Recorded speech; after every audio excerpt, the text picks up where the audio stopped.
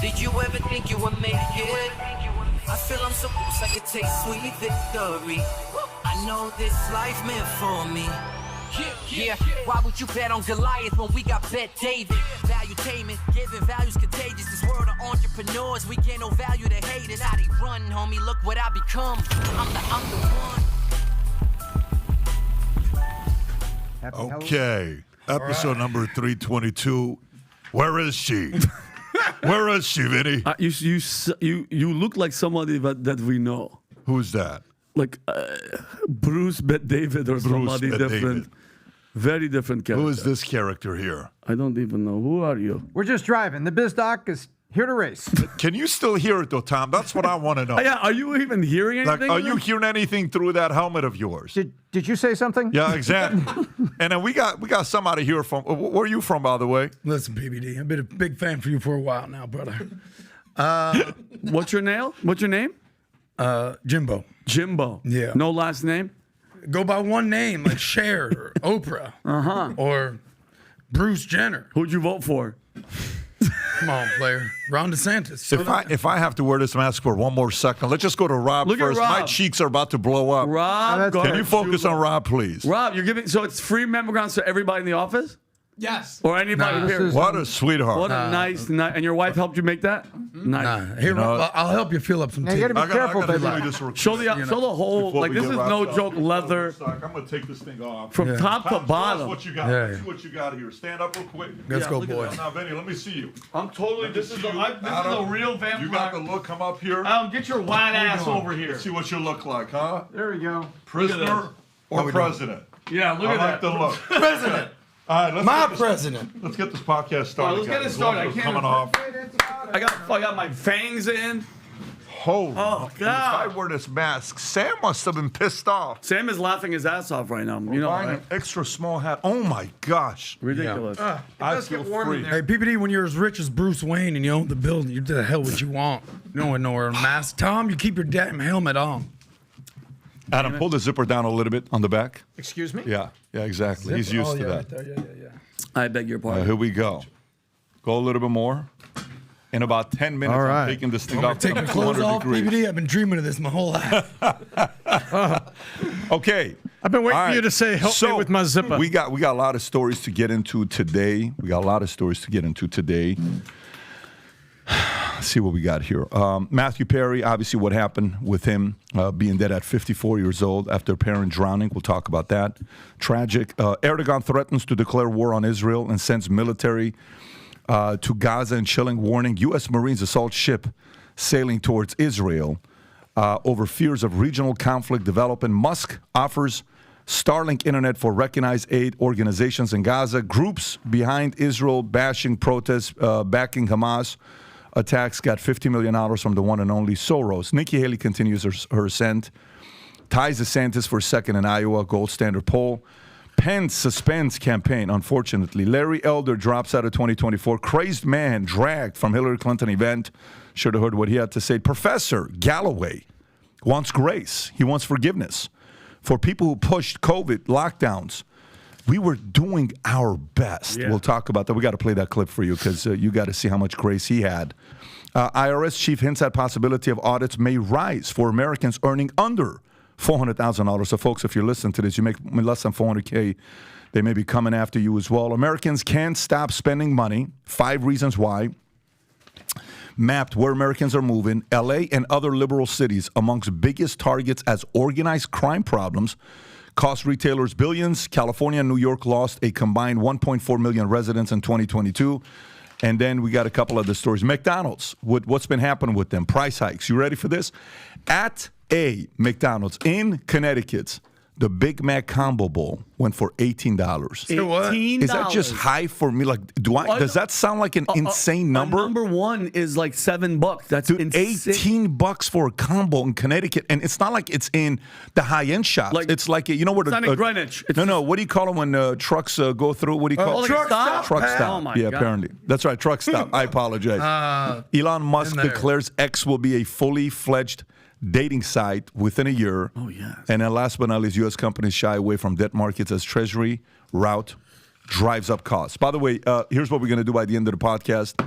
If we can make it with this 200-degree temperature outfit that I got on, we will be announcing our next guest on our live podcast. And it is a presidential candidate. And some of you guys will get a chance to meet him. And tickets will sell out in no time, specifically the ones to get a chance to meet him in the cigar lounge in the back. So if you want to be one of the first to get the link to get your tickets before it sells out, we will announce it at the end of the podcast. Text the word podcast to 310-340-1132. Again, text the word podcast to 310-340-1132. It'll be at our club, 5990 live. Okay.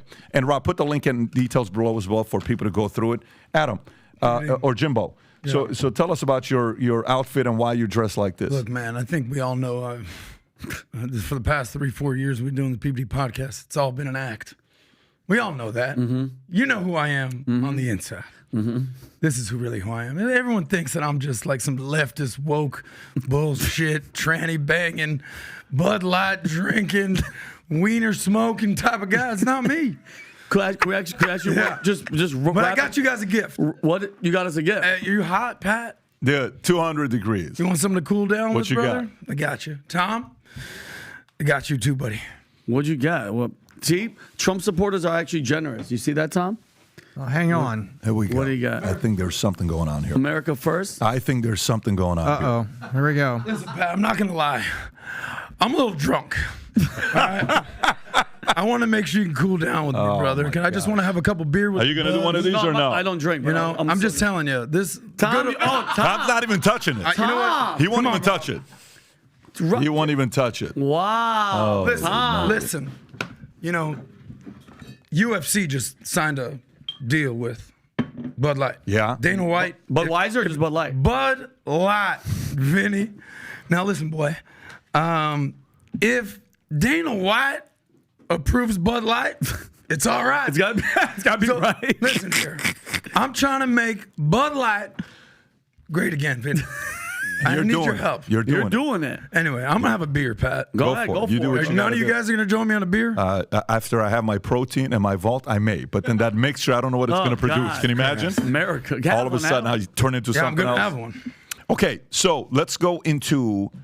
Which story do we want to get into first? Do we want to get into? I say how we about do. Trump? I say we get into California and New York lost a combined 1.4 million residents in 2022.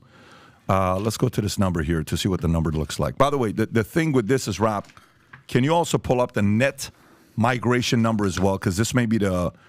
Okay, let's go through this and then we'll see it. Okay, so California and New York lost a combined 1.4 million residents in 2022. Florida and Texas are the big winners in America's ongoing migration trend, with Florida gaining 249,000 residents, Texas welcoming 174,000 more newcomers than departures. Arizona, Georgia, and North Carolina saw more arrivals coming in than departures, while California and New York combined for nearly 1.4 million lost. Holy moly, 1.4 million. Migration patterns are primarily driven by employment, housing affordability, lower living costs and tax consideration. High taxes, elevated crime rates, and an influx of migrants are pushing people away from states like New York, while housing costs and taxes are key drivers of California population loss. Tough new environmental rules, such as the restrictions on non-zero emissions vehicles, are also contributing to California's exodus. Can you imagine that?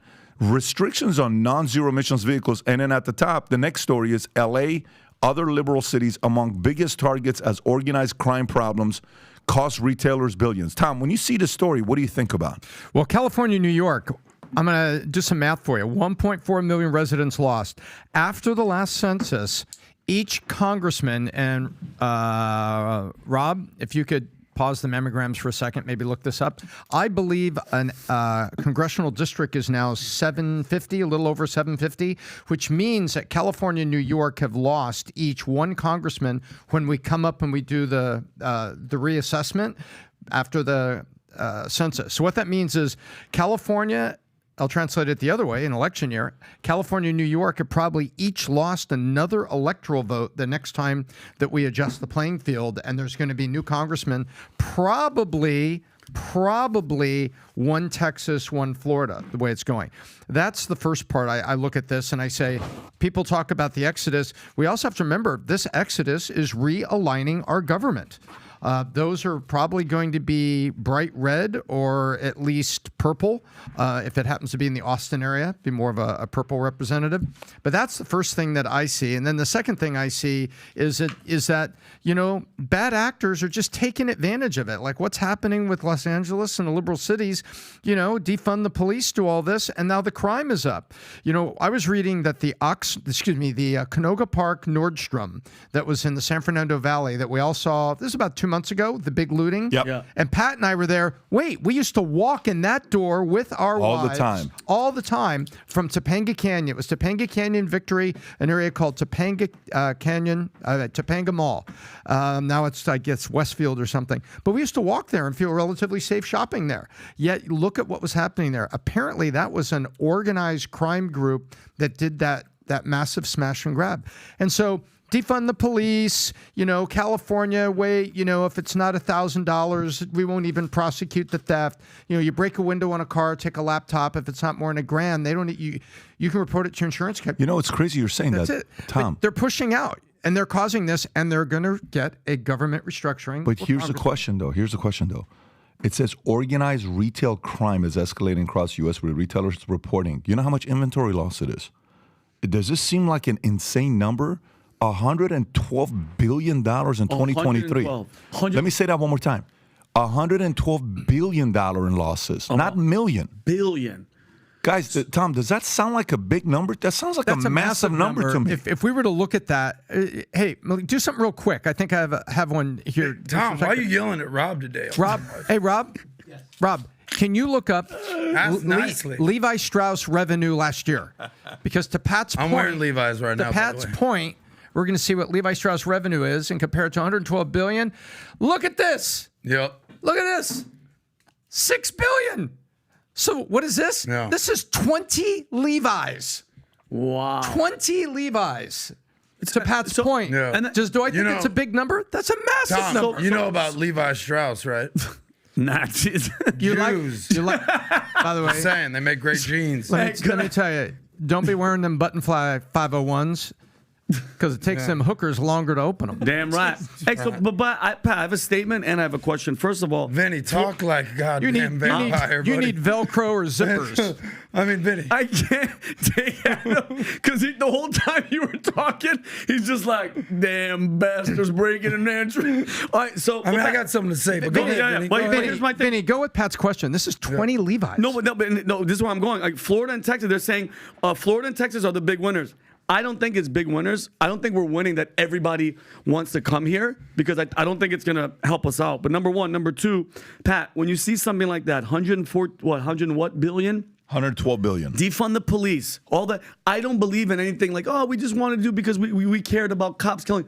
This seems like a concerted effort to make all those shops shut down, all those places shut down where the government has to go in and the government opens up the businesses and then you have to, and they obviously are going to have their own security. This isn't by accident, Pat. That's not a defund the police and all these $1,000. Wait. Are you saying like our government's going to, I got to ask, I see where you're going. I understand you. God bless you. I love you. But I think you just said like the government's going to operate malls and got like, not my America. But Tom, my question is this: you say they say defund the police, all this smash and grab. Wait, make it make sense to me. You under $1,000, I think it was $1,800 in some places. I thought California it was misdemeanor and they won't even prosecute. So that's one thing. So crime, we're not going to get you in trouble, and then. Defund the police. That's what's happening. So you don't see a pattern where they're purposely doing it to make all these places shut down. That $115 billion. You think that's just an accident that just happened, Tom? I'm being genuine. What's the main goal? I don't look at it as face value. Take a step back. Do I think they're global? Kick his ass, Vinny. Do I think there are globalists that like what they're seeing here in terms of civil unrest? Yes, I do. But do I think our own government is somehow behind? You know, let's do this. Well, the government is behind. Tom, they're the ones that are saying defund the police, and they're the ones that are saying. Crime under $2,000 at $1,800 isn't a crime. It's like they want the chaos, Tom. Why? I'm asking why chaos. Yeah. But I think the globalists and the ones that supported BLM and things, and a certain George Soros. yes, Yeah. and a certain governor from Michigan, Gretchen. Gretchen baby, and do I think they want the civil unrest? Do I think they want to defund the police and that was their agenda? Yes, but government, big G, I don't think they want this. so But I think there's people in government, the squad and everybody, that love the fact this is happening and think of it as a form of income redistribution. Guys, this is called the PBD Podcast, not the Tom and Vinny circle jerk. You lived in The boy. Yeah, Pat, you lived in California for how long? Hang on. Plums. Pat, Sam, like 15, 20 years? Pat. 24 years. Vinny, Yeah, Vinny and I are going at it. Yeah, okay. Let the boy watch. Yeah, all right, I'll sit But this Pat, one out. do you think it's a concerted effort because they're going to shut down all this stuff? They obviously want us buying online with Amazon and stuff. Did you guys see what the Disney guy who owns the most shares came out said? Can you type in? I don't even think we have that story here. Type in Disney shareholder. He's a $2.5 billion guy. Put $2.5 billion. Go to news and $2.5 billion. He says this guy came out and said something. Go to news. Zoom in a little bit. Yeah, right there. Right there. The first one right there at the top. Yeah. So here's what you got to look at that has to do with the story in L.A. Activist Peltz wants multiple seats at Disney, owns $2.5 billion in stake in Mickey Mouse. Okay, Mouse House. Then you go lower, and this guy says, but the Disney stock's down 30%. The 82-year-old billionaire investor is now expected to ask the company for multiple board seats, including one for himself, a person familiar with the matter said on Monday. And then, he's asking for certain changes, what they got to do, what's going on with, New York-based Trine has increased its ownership 5-fold since then, buying another 6.4 million shares of Disney. That's a lot of shares of Disney you own, right? And then guess what's going on with these guys at the board? They're sitting there saying, what the hell are we doing with Disney? What are we doing with Disney? Guys, we got to make money. I'm not putting money into Disney because I'm running a nonprofit. I understand this liberal stuff you guys got that you want to do. And we're listening to all these people that are working at Disney that are telling us how many candidates or actors or stuff need to be part of the LGBTQ community. If we start losing money, we're not happy, right? Yep. Disney shareholders. That makes it very honest. Why? Because you have to produce a product that works for people. If malls are already getting destroyed, the mall business model is already not working. Yep. The mall business model is already a thing of the past. Malls today are more of a showroom. Come here, see this, and then go buy online. Mm-hmm. How many people you see go to the mall, do this? How many of you have done this before? You go, you're like, okay, let me see how much this thing is. Then you go straight on Amazon. Yeah. Discount, boom. Okay, this thing's at $2.99 here. I can buy it for $198 on such and such. Okay, great, babe. Order one of these. It's at your house the next day, sometimes the same day. The other day, we ordered something for the kids. At 1 o'clock, by 6 o'clock, it was on our front porch. I'm like, wait, why would you even go to the mall? Yeah, exactly. Why would you? Now you order, food comes to you. Now you order, shop comes to you. So for me, there's a part of this, the $120 billion, that these businesses that are moving to states like Florida, Texas, Carolina, some of these places, it's because capitalism's eventually going to get the people who risked all their money, who spend hours, months, years working their businesses, risking all this stuff. They're going to say, what are we doing with all this stuff? I don't think this business model is going to work for too long, but they're destroying the mall model 100%. For allowing people to shoplift. That's what I think. Yep. And I wonder who's going to take over those malls. Let's go. Can I give you my thoughts on Go California? for it. Yeah, let's hear it. Look, Pat, where am I from? What state? I would say you're probably I'm born and raised my whole life, Pat. Lubbock, Texas. Stop it. Don't bullshit me now. Come on, where are you from, bro? You know where I'm from, Pat. Florida. I'm born and raised Florida. Yeah. I went to school in Tallahassee, Florida. I've been living in Tallahassee for half of my life. California, I've never lived there. Never would. Shit show. Mm-hmm. No, like I went to San Francisco. They were literally giving shit maps, poop show. So like the woke shit show that is California, it's too far gone. You had DeSantis on here yesterday. He's going to debate what's that pretty boy or Newsom, this freaking guy. U-Haul Employee of the Year, 3 years running, Gavin.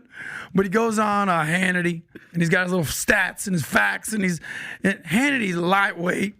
You think he can't compete with me? He's slick talking, fast talking, just pay for play politician. You know what's probably going to happen? Joe Biden ain't making it.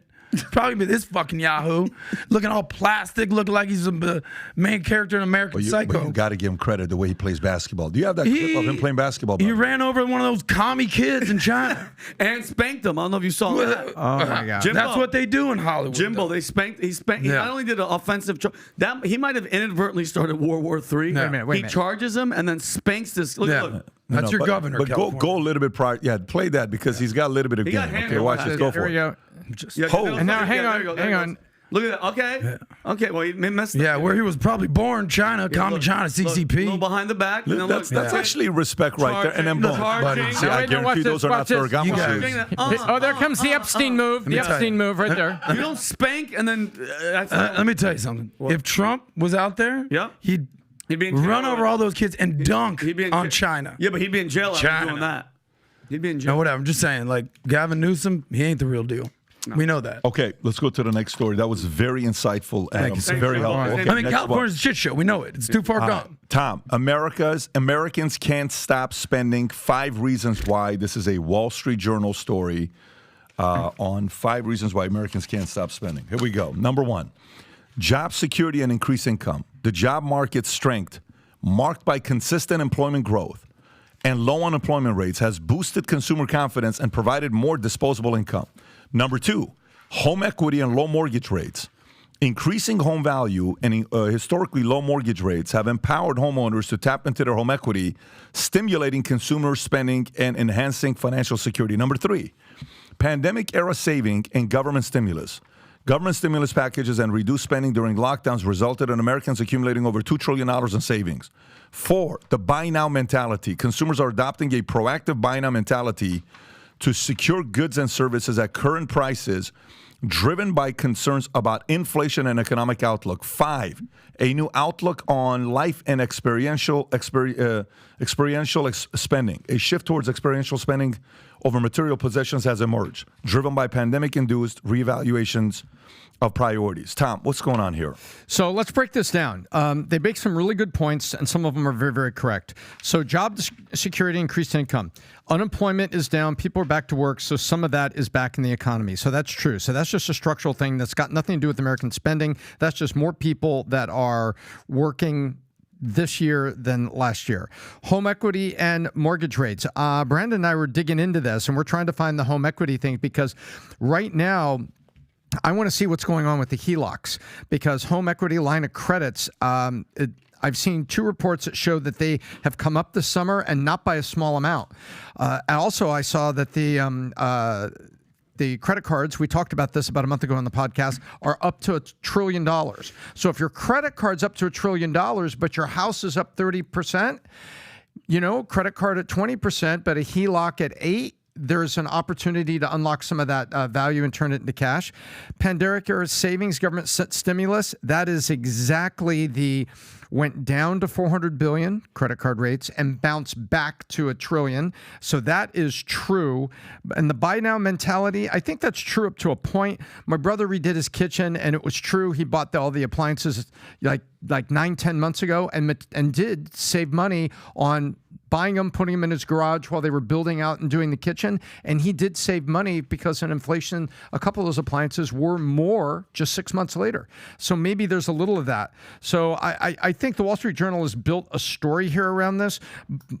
But what we need to look at is I think people are using their HELOCs, have maxed out their credit card, and help given the economy a great third quarter. Let's see if it can continue on Black Friday and holiday spending.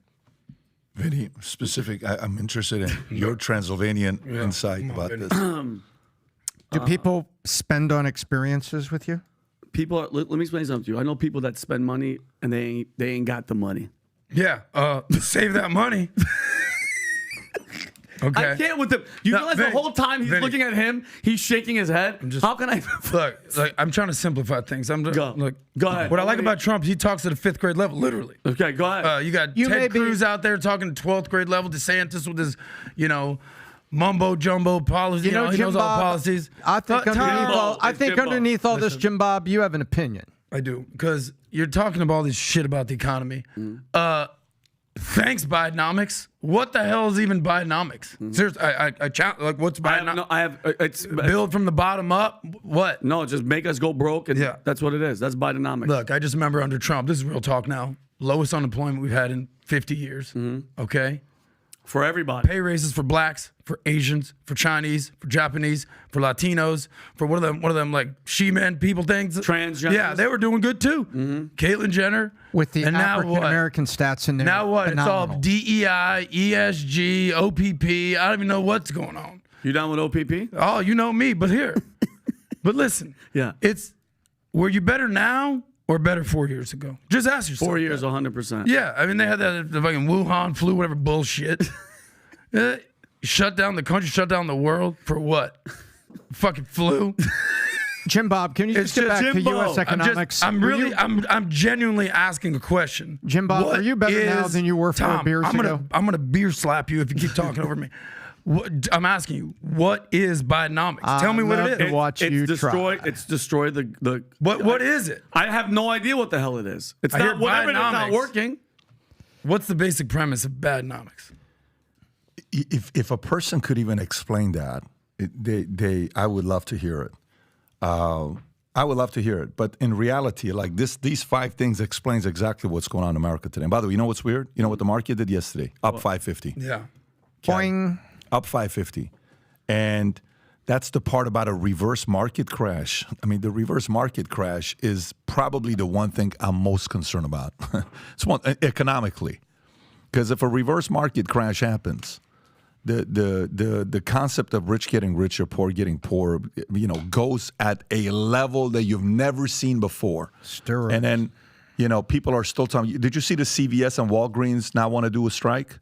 The 3-day, whatever they got going on, CVS and Walgreens. And the auto worker, who's the one that agreed on the price? UAW. Yeah, I know. What's the number? Is that in here, Rob?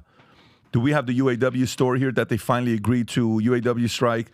It was Ford caved in. There it is. And then Stellantis followed. Detroit's paying up to end the UAW strike. Now car makers will live with the cost. Now car makers will live with the cost. Page 16, Wall Street Journal story. The speed of which cost of living's increasing is insane. Here, Detroit, 6-week strike by UAW against Detroit's automakers, including GM, Ford, and Stellantis, ended with tentative labor deals, but these agreements are sent to increase labor costs beyond initial expectations. Ford CFO John Lawler noted that the UAW contract would add $850 to $900 per vehicle in additional costs. The tentative agreements include a 25% general wage increase over 4 years, with cost of full living adjustment raising the top pay for production workers to approximately $42 an hour. Yeah. Shmiluch, $42 an hour. The UAW are also secured the return of cost of living adjustment and other benefits, such as the right to strike over plant closures and higher pay for temporary employees. So you hear a number like this, what do you hear? You say, okay, what's the word they used? The cost of living adjustment. Cost of living adjustment. COLA. Cost of living adjustment. Yeah, in the military, they do that too. Yeah, but because when you move to a different place. Yeah, but this is real though. And what's causing this? You put trillions of dollars in the economy. The rich got richer, the poor got poorer, and everything got more expensive. By the way, even the next story here you go to, which it makes zero sense. It's right before that. If you go to page 15. And Pat, add this. How much is a new car these days? Oh, forget it. Compared to what it was 3 years ago. That's the point, I'm not though. bullshitting right now. No, I know you're not bullshitting. You're very real. Cars are as expensive as ever been. Depreciating assets. Yep. And now you know what they're going to do? Tom. I'll make this super quick. Ladies and gentlemen, $850 in new additional vehicle costs is going to translate to $1,500 in showroom price. Of course, because Ford makes a profit, the showroom makes a profit, the dealer makes a profit. That $900 in cost is probably $1,500 on the sticker. And who ends up paying the burden for that, Tom? We do. The customer. The guy looking at the sticker consumer to buy the car. It's like this minimum wage bullshit. Fight for 15, 25. They just raised something in California. It's, some ridiculous number. Minimum wage for a restaurant. We all know that these businesses need to make a profit. All they're going to do is end up passing it down to the consumer. How much is a McDonald's these days? I'm not even bullshitting. This story is wild. Let me read this story to you. McDonald's revenue soars as it hikes menu prices, I wonder why they hike menu prices. Yeah. I mean, is it accidental? Because they're paying 16-year-old kids $15 an hour. Can you actually show that price all the way at the top, the McDonald's Big Mac? Look at this. It's unbelievable. $18 Big Macs. What the hell are you talking about? Thanks, and you Joe get Biden. closer. McDonald's reports a 14% increase in revenue. Remember, revenue, not net revenue. Revenue. The revenue's different than net. For the latest quarter attributing the surge to strategic menu price increases, the company generated $6.69 billion in revenue, surpassing analysts' expectations. McDonald's did not disclose specific price increases, but mentioned that a branch in Darien, Connecticut, charged as much as $18 combo for a freaking Big Mac combo meal, which includes medium fries and medium soft drink. No sushi. No rainbow roll. No. Nothing. We're talking just a Big Mac is what we're talking about here. While the same combo costs $13.69 at McDonald's in Times Square. So $13.69 for a Big Mac combo, $18 in Connecticut. Net income rose $2.3 billion from $1.98 in the same period. The same store sales in U.S. increased 8.1%, largest driven by price hikes. The company expects to raise menu prices by just over 10% for the full year, marking the second consecutive annual 10% increase. By the way, I wonder why. I wonder why. This is the concept that, it goes, it's almost like, which one comes first, the egg or the chicken, that whole thing that you do. Which one comes first? Putting fake money into the economy, or is it, increasing minimum wage, or companies being forced to have to increase prices? But regardless, this is going to keep feeding it more and more and more. Cars, homes, apartments, food, fast food. It doesn't matter. Prices are going up. 10% increase 2 years in a row. You know what that is? If the food you're buying for your family, 4 kids, okay? We don't go to McDonald's, but if we do go to McDonald's, say for 4 kids, you're going to buy something, a husband, wife, and 4 kids. Let's just say you're spending $50, $60. $60. $60, 10% is what? 66? Go 10% again, 73. 72. I mean, 72, 60. So you're going up $13 on $60 in 2 years, okay? And it's not like they're giving you more meat, more fries. No. Same shit.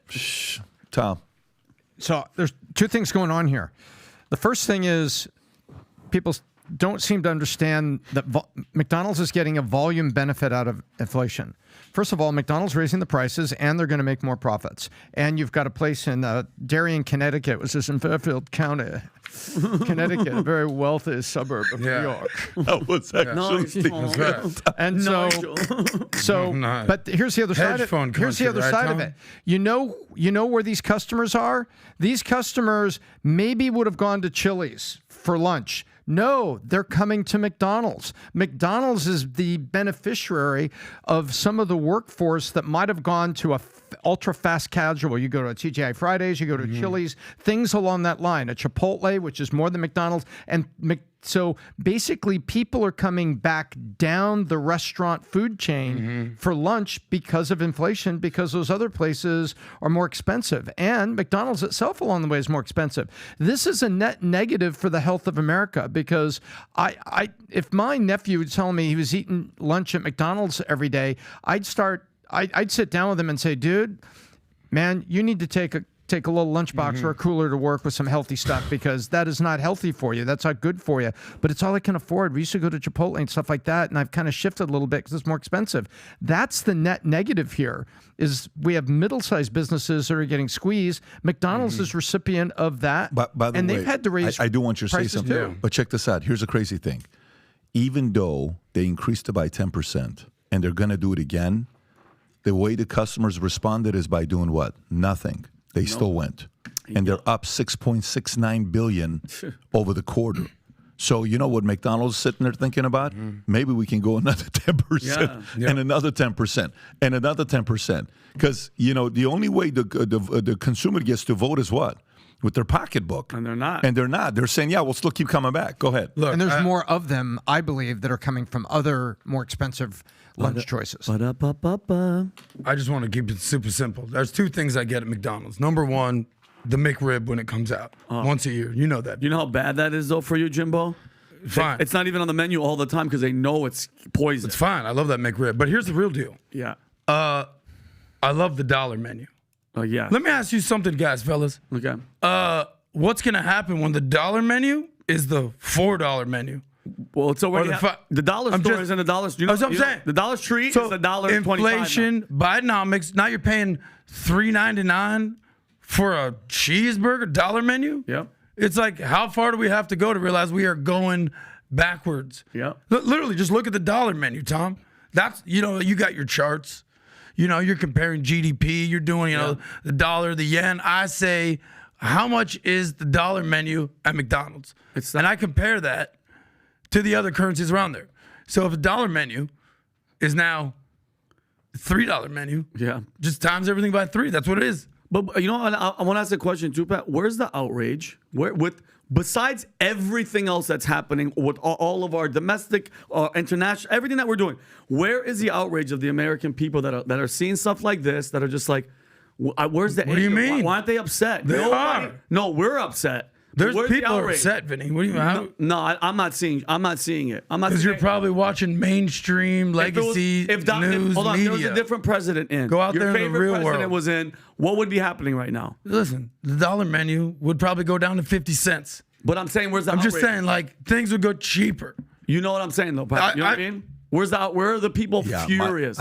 Listen, if we're talking serious, I'm talking dead serious. This does nothing for me. I'm not affected by this because I don't go to McDonald's. And I'm not affected. It doesn't affect a guy like me because I'm not, sitting there worrying about buying a Big Mac at $18 in freaking Connecticut. But it's affecting the average person. And the residual effect of it is the following. It only comes back to the business owner, and then the business owner has to raise prices, and then the business owner has to ask more money from the customer. So then so they're like, oh my God, I can't believe you're increasing your prices. Well, then stop forcing me to increase the pay. Or if you want me to increase pay, be okay if I'm increasing the prices. And but can you imagine McDonald's comes out and says, well, we had to do because they forced us to increase the minimum wage. Well, I have to pay a 16-year-old kid at McDonald's $15 an hour? Seriously? Ridiculous. You want to pay I was getting paid $3.75 or $4.25. I was just going to say at that, Burger Pat. King's what I got paid at. Yeah, of Okay, course. and by the way, here's a fun fact for you. You know when's the last time you had a Big Mac? When's the last time you had a Big Mac? Do you remember? I can tell you the exact month and year. When's the last time you had a Big Mac? Mine was 3 months ago. Okay, Tom. I loved it, though. Maybe once in the last 2 years. Maybe. Adam. A couple weeks ago, but I take off all the bread and just eat them. Okay. Yeah, So the too last much time I bread. had a Big Mac was September of 1997.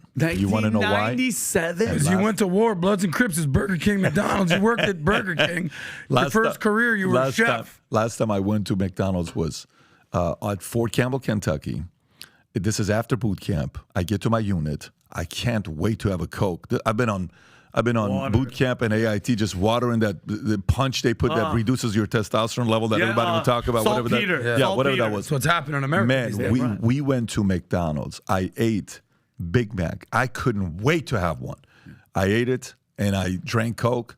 I started throwing up. I felt bad, really? and I never ate it again. Wow. Yeah, never ate it again. You ever see that movie, that documentary, Super Size Me? He throws for up. 30 days. Yeah, but I mean, this that guy at McDonald's for 30 days. Yeah, but that He idiot was throws eating up. everything all day. No. Yeah, And by the way, that's what too, McDonald's does. to For be you, honest, Vinny. I loved Big Mac, but then after the Army 6 months, I couldn't do it. It just wouldn't let me do it. Yeah, well, think about it. Your body was eating regular stuff besides the saltpeter. But listen, I tell people this all the time that bash McDonald's. This guy's an idiot. McDonald's isn't supposed to be an everyday breakfast, lunch, and dinner. It's like a cheating. You're putting a little bit of poison in you. Yeah. And by the way, that helps you build your immune system because your immune system needs some practice to fighting. That's why I never got COVID. You know why? Vinny. Every day I had a Big Mac. Listen, I don't know where you're from, Transylvania, Pennsylvania, whatever it is. Whatever. The average working man, Yeah. all right, he ain't eating at Whole Foods. He ain't going to no fancy place that PBD goes all the time. He eats regular McDonald's, I go Burger to King, fancy places Arby's. like Jersey Mike's. That's right. where I go. Jersey Mike's. But I'm just saying, like this type Joyzy. of food, fried food, carbohydrates. We can be hard You on know, McDonald's on the sugar. nutrition value, and I certainly will. Yeah. But I'll tell you, the McDonald's French fries should be in the French Fry Hall of Fame. They're the are best. They are probably the best French fries. Burger King's French fries sucks. Wait, And Adam, everybody you're letting knows them that. call them French fries? Aren't they freedom fries? If you Vinny, Vinny. Aren't they freedom fries, brother? And I'm proud to be an American, where at least I know that. I love that song. They're Great called guys. freedom fries. We have a professor that's looking for some grace. Cow. Okay, so please be respectful. We have a professor. If you can pull up the video, Rob. Look out. We have a professor that is looking for some grace from everybody. Okay, and professor wants forgiveness for people who pushed COVID lockdowns. We were doing our best, is what he said on Bill Maher. Okay, Professor Scott Galloway of New York University. I wanted a harsher lockdown policy. In retrospect, I was wrong. We were all operating with imperfect information, and we were doing our best. But let's bring a little bit of grace. Okay, we can play that clip in a minute here. But Galloway is advocating for amnesty over individuals who supported COVID-19 lockdown policies, regretting for initially wanting stricter lockdowns and acknowledging the greater damage to children education. Galloway highlighted the significant decline in test scores among students, particularly in math and reading, stating math scores are dropping to levels not seen since the 1970s, with scores for black students falling more than twice as much as white students. He emphasized that policymakers were operating with imperfect information and called for understanding and forgiveness in light of the challenges posed by the pandemic. I think, Scott, you kind of knew what you were doing, brother. You're a professor at NYU. You were less worried about what it was going to do to education. You were more worried about getting rid of somebody, which you succeeded. Go ahead and play this clip. Yeah. I was on the board of my kid's school during COVID. I wanted a harsher lockdown policy, and in retrospect, I was wrong. The damage to kids of keeping them out of school longer was greater than the risks. But here's the bottom line. Myself, our great people, the CDC, I'd like to thank the governor, we were all operating with imperfect information, and we were doing our best. So Yeah, don't applaud. You need to get applause no matter what. let's learn from it. Pause. I don't think Bill Maher was with him there. You don't think I don't so? think Bill Maher was with him there. I don't think Bill Maher is looking at that saying, hey, you're right, all this other stuff. Look, when I see something like this, you know what I think about? Here's what I think about.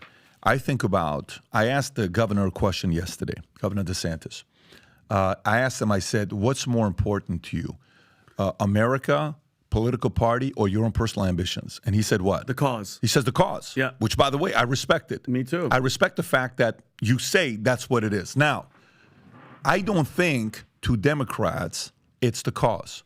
I think it's the party first. Okay? 100%, I agree. I think it's the party first before it is America. And I know some people are not going to like this. And FYI, some people may say, but I also think for MAGA, it's MAGA before it's America. And they can make that argument for themselves. We've got a MAGA guy here that can talk for himself and say what he's going to say about that. But when you see that opportunity, anything and everything that was done, nothing was right at that time. Now you want to apologize, and now you know what he's got. Look at the look on his face on that picture that Rob perfectly just paused. You know what that look is? You ever bought a car? You ever bought something and you left the store? Buyer's remorse. Buyer's remorse, and you're like, man, I shouldn't. Have you ever had that happen to you? What did you buy? Can you remember one product? What did you buy that you had buyer's remorse? Buyer's remorse. It was a car when I was in Great Falls, Montana. It was a Chevrolet patent, and that's all they do is that town made money just from all military people because we were young and stupid, and it was the biggest mistake. What was it for you, Tom? Do you have buyer's remorse? Yeah, I bought a Lexus GS way back in 2005, and how long did it take you to have it? Literally, I don't need the whole months. detail. Just how long did it take you to have it? About 3 months when I realized that the kid's seat wouldn't fit in the back and the trunk was a little bit small. And then you're like, what do I do with it? I'm stuck with it for 3 years. That's exactly right. So why didn't I think of all this stuff? Why didn't I measure this? You've had buyer's remorse? Bud Light? Yeah, no. My first wife, Pat. Okay. All right. Well, that makes sense. That makes sense. So, but here's what I want. Again. Look at his look on his face. Her name was You know what Fred. the look is? You know what his look is? A buyer's remorse look. Yep. Buyer's remorse on policies during lockdown. Buyer's remorse on the president they got stuck with. Buyer's remorse on getting everybody on a Super Tuesday to drop out. Amy, Elizabeth, Bernie, everybody, Pete, everybody stepped out and they got behind Biden. When he was behind in New Hampshire, I think it was third or fourth place when they got behind him. And he's looking there saying, man, I hate to say it, the other guy cannot stand the other guy. And by the way, this is the same guy that trashed. You know what he said about Elon Musk? Do you know who this guy is? This guy? This guy, when Elon Musk, because I'm going to buy 9.6% of Twitter, says he's lying. Make him do it. Oh, this is the guy. And then he says Elon Musk is buying Twitter. He's never going to do it. He's just fooling all of you guys. You guys are idiots for falling for Elon Musk. And then when Elon Musk bought Twitter and he kept his commitment and bought it, and then he still trashed them. So if there is a guy that's got zero grace and asking for grace, it's this guy. This is the typical professor that's so smart above it. And by the way, you know who else this guy is? This is also the guy that took $1 million, I think, give or take, from CNN Plus, and no one's ever seen the content and the show that CNN Plus had with Scott Galloway. Yep. By the way, to give him credit, I did a episode, and I gave him a lot of love because he's got one episode he did on boys, on what boys should do. He said they should make more money, they should have more sex, they should work out, something like that. He talked about how boys need to go out there. So he understands, like he has logic.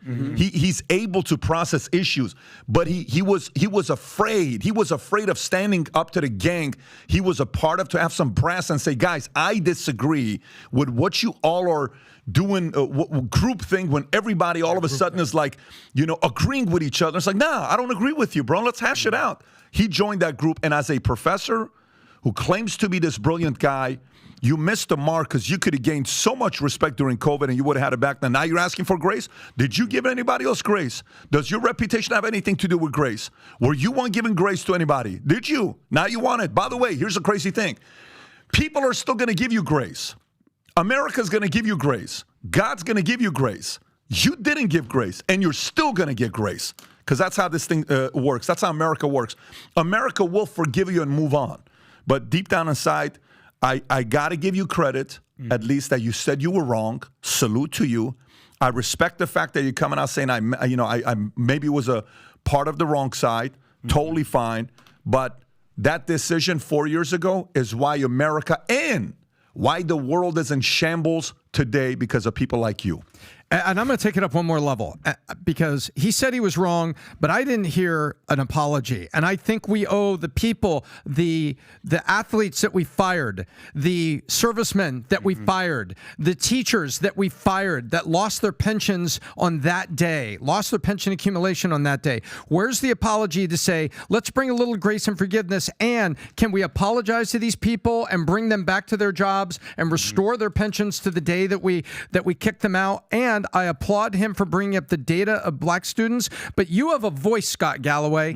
You have a voice, and you have a megaphone, and you have a platform, and that platform is based on education. Your Section 4 and everything that you do, where are you calling for summer school and things that we can help these kids catch up after we took them out of school for 2 years? I think there's another level that's deserved here, and I think he should be calling for an apology and to bring back you want to talk about, reparations? How about reparations, just very simply putting people back in the place they were when we fired them during COVID?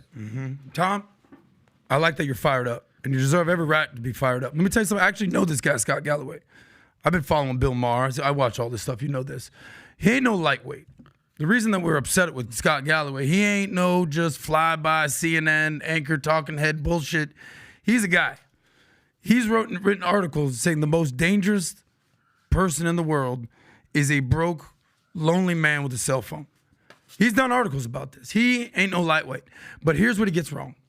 And this is no bullshit. He is the typical ivory tower, coastal elite, New York City, NYU professor that thinks he knows more than anybody else just because he's been working to school for 50 years. Who got mad and moved to England during COVID. Thank you. So, but I don't have beef with Galloway. He actually does some really good work for young men out there, and I got to applaud him for that. But, who are you to tell people what to do during COVID? I'm not even bullshitting right now, Vinny. I believe it. So the problem is California. We talk about California. The Gavin Newsom, Nancy Pelosi stock situation, whatever. Yeah. I don't know what happened with her husband and my buddy. Whatever. And then you have New York. Hammer time. Okay. They think they run the country. Wall Street and Hollywood and Silicon Valley.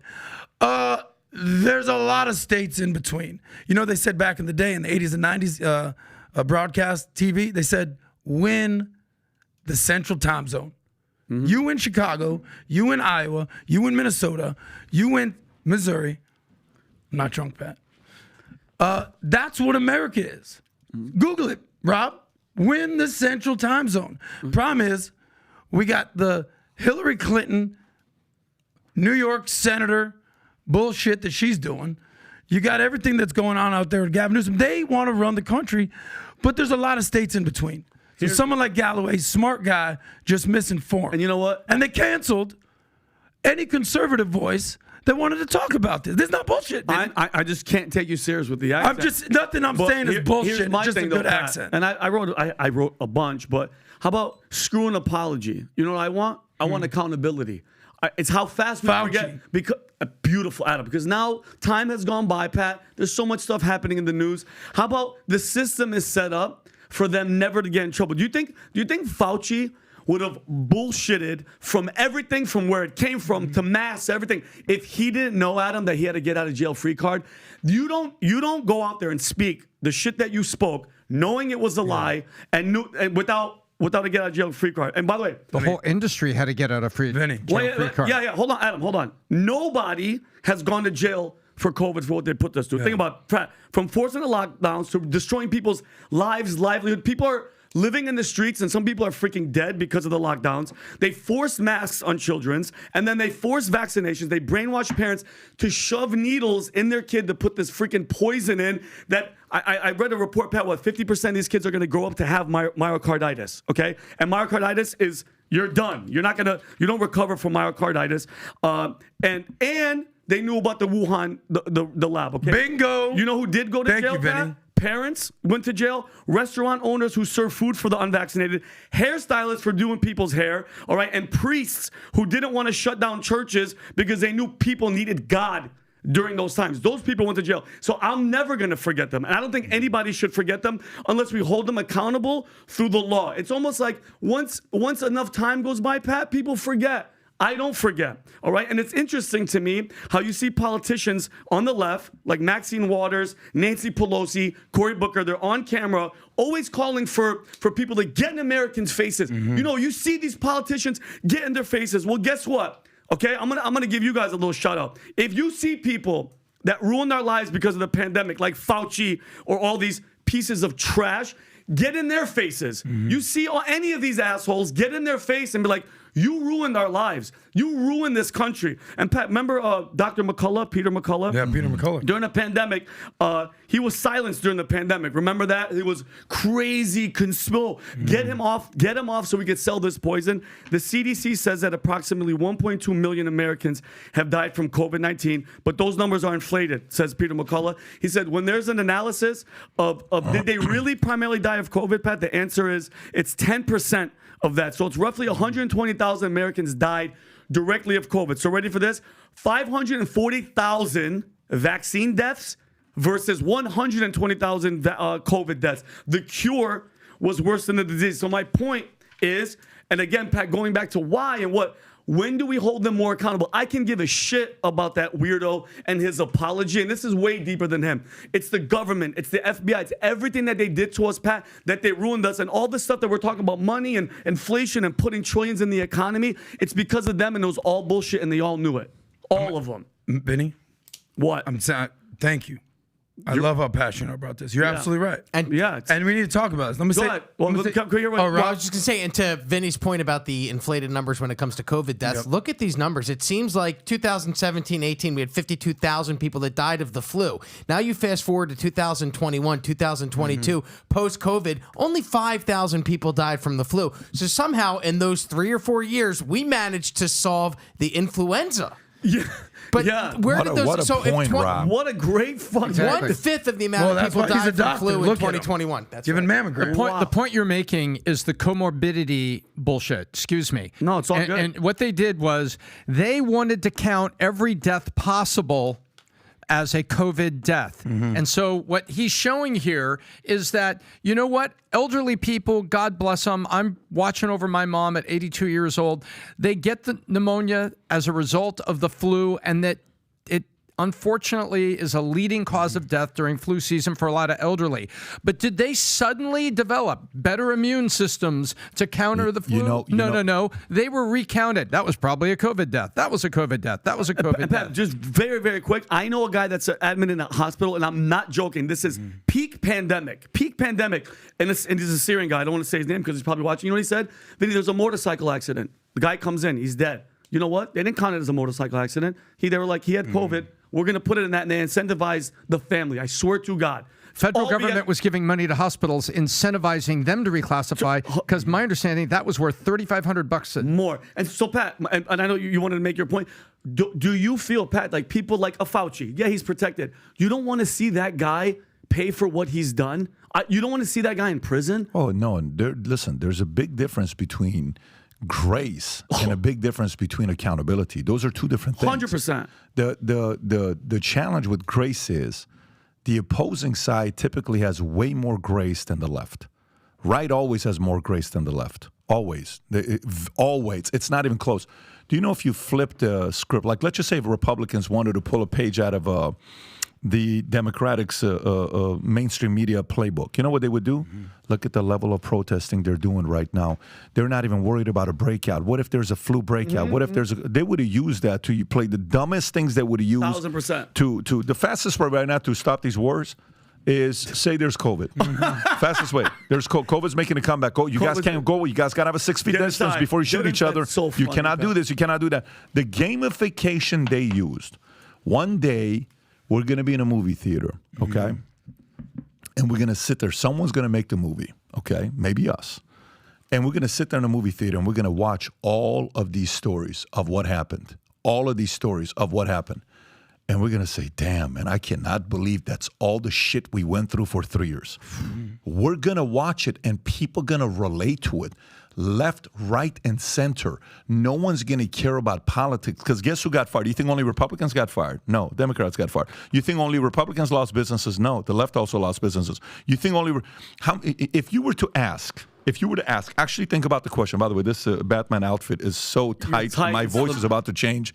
But if you were to think about during COVID, did COVID cause more people to go from right to left? Or did COVID cause more people to go from left to right? I think towards the end of it, once it was said left to right. Today, left to right. Left to right. 100%. If anybody knows it, Adams knows it, right? COVID, by the way, check this out. Watch this. Left-leaning moderates that were upset about losing their freedoms went right. So the left... They moved out of California to Florida. Here's what the left doesn't realize. To them, these clowns that have these degrees from Berkeley who are smarter than everybody else, and we're just regular people that don't know what we're talking about, right? These guys are the same people who thought they're winning the battle. Hey, look what we're going to do. We're going to get rid of that guy. Yeah, but what you did do is a lot of the people from your own party, they left. You know like who? Rogan voted for Bernie Sanders. And he's saying good things about Trump and, DeSantis and Republican. Elon Musk has been a liberal his entire life. And now he's saying vote Republican. Shamat voted for Hillary Clinton and Biden. Oh, God. And now he's saying go the other side. Kids are coming out saying, what are we talking about? So short term, they may have won and got rid of the guy that they feared the most because he was the anti-establishment guy. Long term, they're going to be the ones that gets the credit for the biggest exodus the left experienced in decades. By the way, yesterday I asked a question from the governor about how Democrats own the black vote since 1964. And I gave the example about, Netanyahu feeling like he has the America vote, 80%. They're going to care, whatever we do, they're going to support us, et cetera, et cetera. Democrats have thought, yeah, we got the black vote. Every once in a while, go talk about reparations, make them feel good, but they're going to vote for us. They're not voting Republican. Trust me. We've had them since Barry Goldwater. They're going to vote for us. Don't worry, they're going to vote for us. Don't worry, they're going to vote for us. But that level of arrogance is about to pay a price. And trust me when I tell you this, the right always has more grace than the left. Always. I agree. They always have. They don't forget. It's a different story. They want accountability. People are going to be held accountable. But they're going to forgive because they're going to say, at least at the end of the day, God is in charge at the highest level. They trust God to do his part. Sometimes something happens to you where you feel it's unfair and you're helpless. And you're like, dude, what was this all about? What did I do to deserve this? And then all of a sudden you're like, dude, can you be a little bit patient? God. Can you just have a little bit of patience? Amen. Just have a little bit of patience. If you really believe who I am, I love it. Have a little bit of patience. And take a year, 3 years, 5 years, just chill out and you'll see and all of a sudden you're like, oh my God. That's the plan. I was not expecting something like this kind of a revival. What was this all about? That's the patience that you got to have. It's coming. It's going to be a matter of time. Pat is absolutely correct. If you look over history, there's two truths. People go slowly to the left, like the indoctrination of your kids in college, but they will go suddenly to the right. Just look through the pages of history. That's how it happens. You talked about accountability. I just want to give you one thing. Yeah. What the hell is the accountability for China? Fauci, okay, fine. Yeah. China? I've said this, Adam. They get listen. Let me say something to you. China, we're not. Okay, we're in a war with China, but it's not bullets and bombs. They have infiltrated our kids' minds with TikTok. They're buying land near military bases. They're flying balloons. Gavin Newsom is over there charging and Running over spanking kids. little kids. It's as if they're winning on so many levels, bro. But they haven't shot one bullet. Let me give gotta you go one, to the let me next give you one story, more guys. thing. Next. Big Pharma. Obviously, How much money did they make during COVID? trillion. They I'm made not- $1 trillion. Pat, you did a whole episode on this. At least $1 trillion. They made a lot of And money. they're still Okay, making. we they're have still to talk. selling The them. Can I ask you CEO of Pfizer, Can I ask you Albert guys a couple Bourla. questions? Yeah. Can I ask you guys a couple questions? Crazy questions I want to ask you. Go ahead. Okay, crazy questions I want to ask you. And I just want to see your reaction to it. Okay, I want to see your reaction to it. Fentanyl. How much have you guys actually looked into fentanyl, what it does, the power of it, what it's capable of I've doing? actually lost 2 friends in California before I moved here, Pat. They went to a friend's house. 2 of my really close friends, one of them had a girlfriend. They were partying. Everybody did. I guess they did a bump of cocaine. Everybody dead. You had 2 comedian buddies. I 2 remember comedian that. friends. Remember that was on I TNC remember. and everything. So 2 of them dead. The other girl that was there, she almost went bye-bye. But Pat, you can die from it could fit on the tip of this a little bit of Pencil, a on little bit of pencil, and lead. you're done. Done. Yeah. You're finito. By the way, have you seen the cops that are finding it in cars, passing out, and almost they're done, dying? and they're ODing. They're ODing from the One vape. cop didn't want to give the. At first, she's like, "I don't want this video to be viral, shown," and then she puts it, gets 15 million views. Narcan, and they Narcan there, right? Oh, gave her they the- had to because she was dying, and this one of them happened just 2 weeks ago. When you see these clips, it's disturbing. You know, it's the leading cause of death between 18 to 45-year-olds. Do you know how much more powerful it is than heroin? Fentanyl. Fentanyl. How much more powerful is it than heroin? Heroin. What do you? Isn't it a bizarre number, like 2,000? 50 times more powerful than heroin. Think about how powerful heroin is. Oh, forget Okay, it. this is 50 times more powerful, and people keep dying, and they keep selling it. Yeah. They keep selling it, and people's like, no, it's not. It's gonna be. I'm gonna be okay with it. It's gonna be disturbing. It's not gonna be that bad. I'm gonna be able to handle. I'm gonna be able to handle. Boom, right there. If you can play this clip. Oh my God. So she just went in the car, Pat. She The just car went in had the it car. Look at this. How's the driver not Watch dead? this.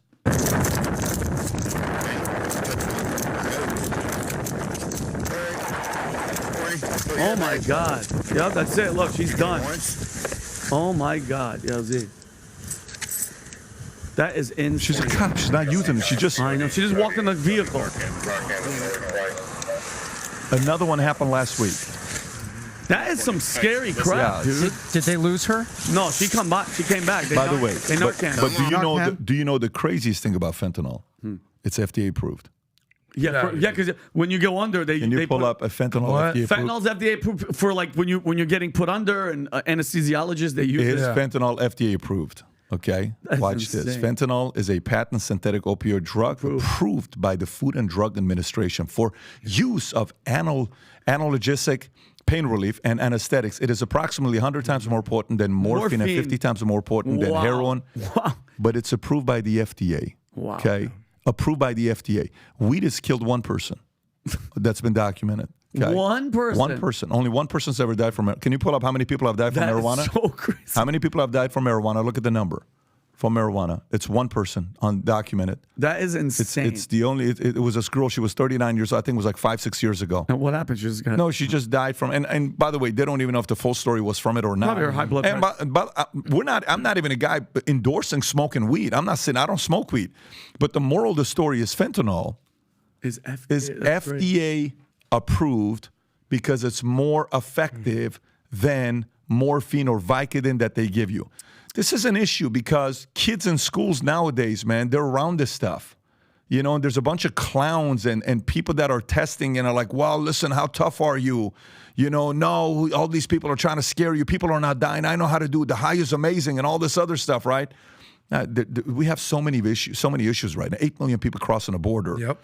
And when you think about the kind of money that's being made with fentanyl right now and what it's doing, to the point where even the cartel last week we talked about, the cartel said saying, hey, you guys better stop producing this stuff. 100%. Yeah. So Pat, so those deaths, the 112,000 in 1 year, that falls on China because China's bringing it, and The number one producer. The number one is China. So remember I told you about this war? They haven't shot one gun, but nobody gives a shit about this. Do you know what year fentanyl production and sale increased? Do you know what year it skyrocketed? 2016? 2015, Oh, 2016. weird. What an odd thing. By the way, when I show you the data, Brandon, could you show me that chart? Could you text me that chart so I can show it to, if you're listening, there's a chart that you look at on the production of fentanyl. It's always been like this. Okay. It's always been like this. It's always been flat. And then all of a sudden, boom, goes like this. And every year goes more and more and more and more and more. When you think about the amount they're producing and the amount of people that are dying from it. In 2016, who was elected in 2016? What do you mean, COVID and fentanyl? They're winning, No, bro. no, They're COVID. winning. They won. Donald Trump, 2016, greatest Yep, president ever. of course. Here's the deal. Trump, build the wall. Yep. You know one of the most ironic things is right now? What? You know what Joe Biden wants to do? He's already started it. Build the wall. Yep. Sometimes, like how many Biden's building the wall with his Build Back Better. He said he wasn't, by the way. But that's the point. Build like Is Trump. there some people out there that maybe fell for the walls or racist bullshit? What do you mean, did they? I'm just Everybody saying. fell for it. Fell for it. But at this point, when you have millions of illegal immigrants, and how many came from the Middle East? A bunch. Excuse me, is Iran near Mexico? No. How are they getting there? Everybody's coming here. Like Lebanese, Syrians? Everybody. Well, Rob, okay. I'm going to send this to you. You got to show this. You got to show this when we're on the fentanyl topic. Build the wall. I mean, it's a day late, dollar short, Adam. The damage has been done. I'm actually not even joking. I know, but Obama and Biden built the cages. Exactly. Rob, pull up the one I just texted you. Check this out, guys. You got to Exactly, see this. Tom. Good point. You got to see this. Okay. By the way, you know what you are starting to see, even though Adam's playing this Jimbo guy. I love it. He's being straight up about what he's saying. Everything I'm saying is accurate. The point is, even the people that thought building a wall was stupid are now saying, guys, we need to build a damn wall. Yep. Okay, to prevent this. Think about how bad policies get exposed and how good policies eventually everybody, including those who disagreed with it, come around and say, nah, I think this kind of makes sense. Watch this. Take a look at this, guys. This is kind of disturbing, and look at the data. What year it spikes? Oh, my God. Fentanyl was responsible for nearly 70% of drug overdose deaths in 2022. But look at the numbers over the years. It's been FDA approved for a long time. Of course. Look at that. Boom, boom, boom, boom. 2015, 2016. Boom. Trump. Goes off. And then skyrocketed to where it's at today. And this can be stopped, but it's going to take a lot of work. So the border is an issue. Go ahead. And what happened with Joe Biden? Did he just cut some deal with the Mexican cartel? Right? We covered that a week or two ago. Yeah, well but Pat, then Because he's basically, here's the deal. He's basically acknowledging, look, I can't say out loud, build the wall or cut illegal immigration. I can't say it because my party doesn't want that. But he knows. He sees what's going on. And Pat, you nailed it. Remember I think it was 2 weeks ago?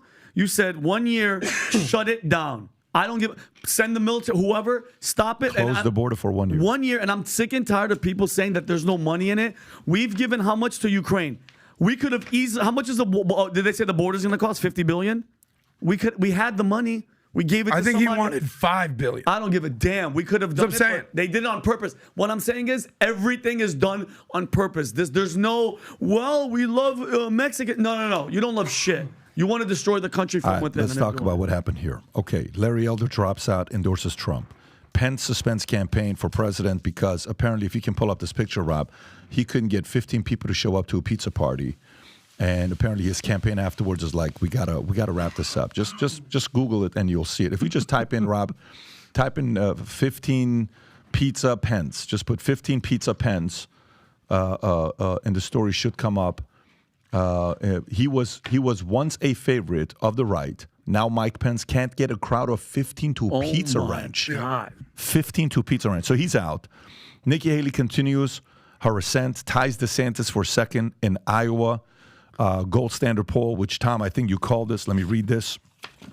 Yeah, 2 weeks ago I said Yeah, next you poll. said this. That's right. Nikki Haley, Republican presidential candidate, has surged in Iowa's gold standard poll, tying with Florida Governor Ron DeSantis for second place, both at 16%. Marks a significant gain for Haley, who increased her support by 10% since August, while DeSantis lost 3% of his support in March. Donald Trump led in the nation's GOP primary polls with 45.9, followed by DeSantis 30.1. Haley in fourth place at 4.3. Currently, Trump enjoys 60%, while the gap between DeSantis 12.6, Haley 8.3 has steadily been closing. In Iowa, DeSantis has the support of 28% of voters in mid-May to Haley's 5.5% now, 17.3 to 11.3. Tom, why do you think this is happening?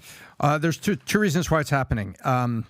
To the average Republican voter, they know Nikki Haley as a war hawk, and they trust her as a strong defense individual. And so when we have these things going on, I know for fact that the Israel lobby trusts Nikki Haley. And what's happening right now in times of uncertainty, people say, now, wait a minute. Who's really going to be the guy there?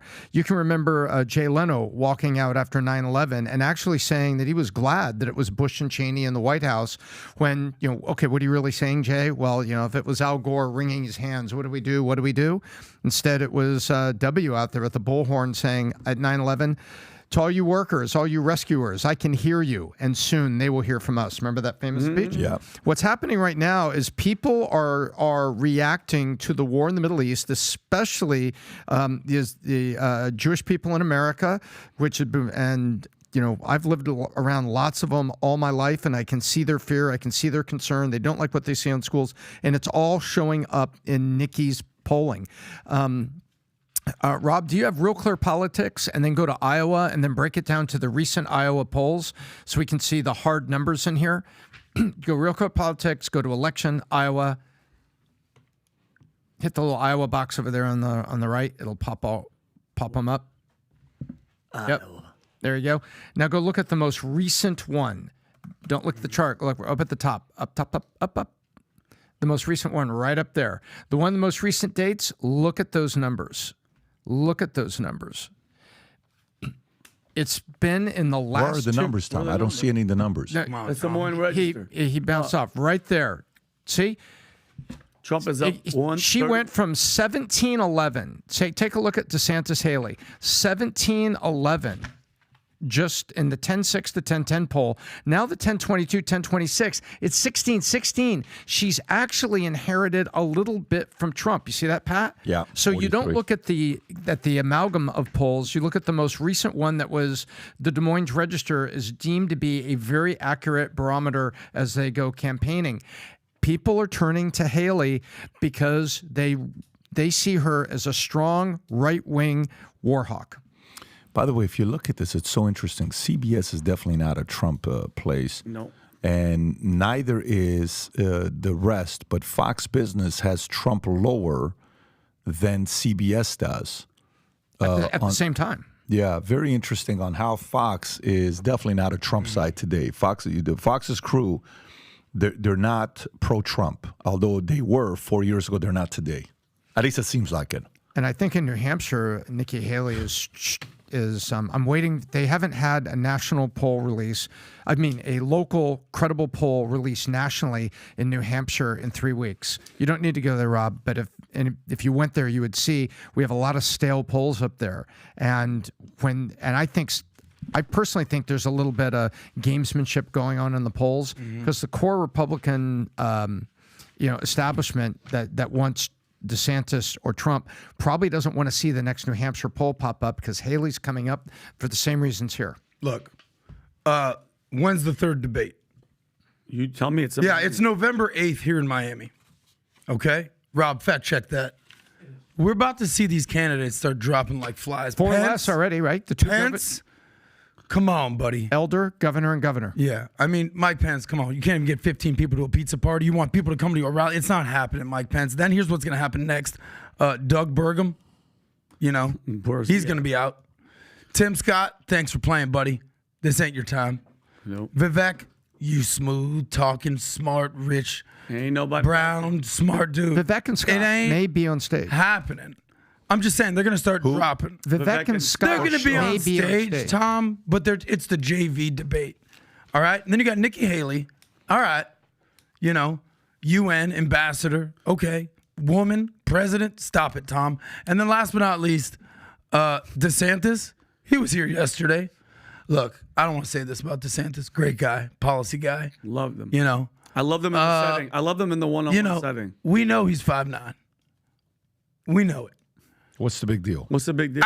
Just own it. Say you like wearing boots. I'm wearing boots, PBD. Yeah. It's fine. But here's the deal.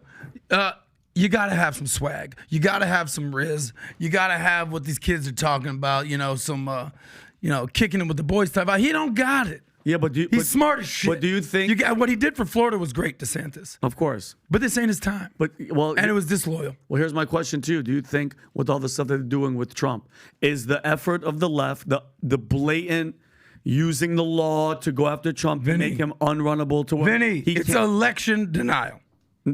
Okay? It's election interference. It's interference. It's not denial. Let me say this real quick. It's interference, by the way, and it's bullshit. Can I ask you guys a question? Who prevented World War? Who was the one that was able to stand up to Hitler? Winston Churchill. Okay. Without looking, can you tell me how tall you think Churchill is? Churchill was a short, fat, round guy, but he had balls. 5'6". Okay, my understanding is he was square. He was Google as how tall tall as he he was was. what? I would say 5'6". By the way, Winston Churchill is Rob Gargiulo. If Gargiulo gained 40 pounds. One of the greatest leaders of all time was 5'6". Yeah. But he didn't give a shit. Yeah. It's the part of the brand. No, he didn't give a shit. Mussolini was 5'7". Yeah. I mean, you can Napoleon was 5'4". Napoleon was a midget. But the point is, it's when it comes down to leading, if you can get the job done, nobody cares. Yep. Nobody cares if you can get the job done. Everybody wants to how tall is Tom Cruise, by the way? Can you pull up how tall is Tom Cruise? 5'4". 5'8". 5'8". 5'7". Who has he not dated in Hollywood? 5'7". Who has he not dated in Hollywood? And by the way, type in my height. Type my height. But Patrick David. Tom Cruise has banged some of the hottest girls. Yeah, and he's 5'7". guys in Patrick Hollywood. Bat David. Oh, I like that. Patrick You Bat change it up David. for me. Thank you. I'm 5'6", 5'7" on some places. I'm 5'4" on Can you Google. put Pat up there? Put Patrick Bat David. Let me see where Pat. What are you, 5 something on here? No, you'll see. There's 5'4", there's 5'7", there's 5. There's all this stuff. There's 5'7" right there. So 5'7". No, you're but here's 5'57", Pat. 5'5". And he weighs 154 pounds. Nice. Yeah. So, but here's the point. Ladies and gentlemen, that was me standing on the right of him. Pat was on the left. The point is when it comes down to leadership, nobody cares how tall you are. You just got to own up to it and be like, this is who I am. Let me just go out there and do what I'm doing. Hey, do the Eminem from 8 Mile. That's all you got to do. That's it. Here's who I am. Here's what I'm doing. Here's my brand. You like it, great. You don't like it, let me get back and spend time with my wife and kids, man. That's what I'm going to do. You know, either I'm going to, you think, by the way, here's the thing. How hard do you think the job is to be a president? How tough of a job you think Hardest it is? job in the world. Actually, think about it, though. How hard is that job? Look at remember when Obama went in? He looked virile. He looked young. 2 years later, he looked like white hair. It took. Actually, I've read about this. They say you look at the before and after pictures from inauguration 4 years later, and you look at the stress in terms of like the wrinkles around the eyes. They say it has got to be absolutely factually the most stressful job in the world. Of course, bro. You're the leader of the free world. And everybody knows Joe Biden, if he gets elected in a second term, which obviously, if I have something to say about it, ain't going to happen, nobody wants to see Kamala Harris. Oh, God. Think about that. Ugh. Did you see her interview on 60 Minutes? Horrible. Uncomfortable. Yeah, obviously. It's not even about being horrible. It's disturbing to watch. Okay, let's go to a couple other stories. We'll talk about space. Musk offers Starlink internet for recognized organizations in Gaza. Okay, this is from Times of Israel. Musk is coming in here. Okay, so billionaire Elon Musk on Saturday said that Starlink satellite service would support internet access for internationally recognized 8 organizations in Gaza, which have faced a telecommunication blackout since Friday. Musk, who owns Starlink, operates SpaceX, was responding to a post by U.S. Democrat Congressman AOC in which she called the communications blackout in Gaza unacceptable. Israel's communications minister, by the way, eventually AOC and Musk are going to date. Eventually, that's going to happen because he keeps listening to what she has to say, and every once in a while he gives her what she wants. Kerry tweeted, Israel will use all means at its disposal to fight Hamas, will use for terrorist activities. There's no doubt about it. We know it, and Musk knows it. Hamas is ISIS. Perhaps Musk would be willing to condition it with the release of our abducted babies, sons, daughters, elderly people, all of them. By then, my office will cut any ties with Starlink. Okay. So what do you think about this move that Elon is doing? Tom, or Vinny, or Tom, Adam, any opinions? Well, I mean, Pat, at the end of the day, I get the war. It's a war. Israel's not playing games. Netanyahu, was it yesterday? He was like, there's no ceasefire. Basically saying, I don't give a shit, man, woman, child, innocent or not. The goal is to kill Hamas, and we don't care who else gets it. We're going to wipe out that entire place. They cut off all electricity, all everything. Elon Musk, because mind you, not everybody there is Hamas. How many Hamas are inside of Gaza? 50%. 40. Listen, no, they're not. It's 40,000. Part of the government. 40,000 is Hamas. And out of 2 million, it's 40,000. So, I think, Pat, because some people, obviously they need communication. They need to communicate with their loved ones to let people know that they're alive. Because guess what? There's Palestinians that have family members here in the United States. But I have a question, Pat, and I know you know that I tweeted this. Since the terrorist attack, how many Palestinians do you think have been killed since October 6th? Palestinians? How many? 8,500?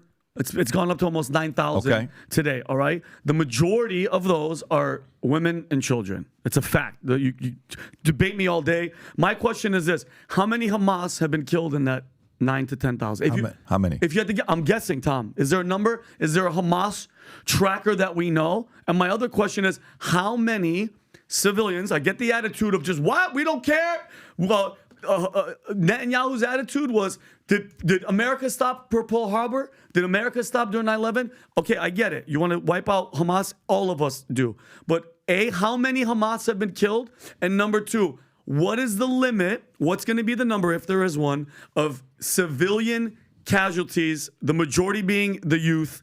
Is the number going to be enough for them to say, okay, now we're going to chill. Now we're going to do a ceasefire? Because the goal is to protect Israel. Put your defenses up. Don't let something like that happen again. I want to know that because, Tom, there is no number of Hamas dead. I haven't seen it yet. I understand what you're saying, and your numbers are standing up. What I haven't seen is I have not seen like UNICEF and Red Cross going in en masse trying to help the people there because they can't, because this is a live war zone. And so when Musk says, I want to do this for internationally recognized aid organizations, I don't think there are any internationally recognized aid organizations that are all the way in getting in. It is a hot war zone.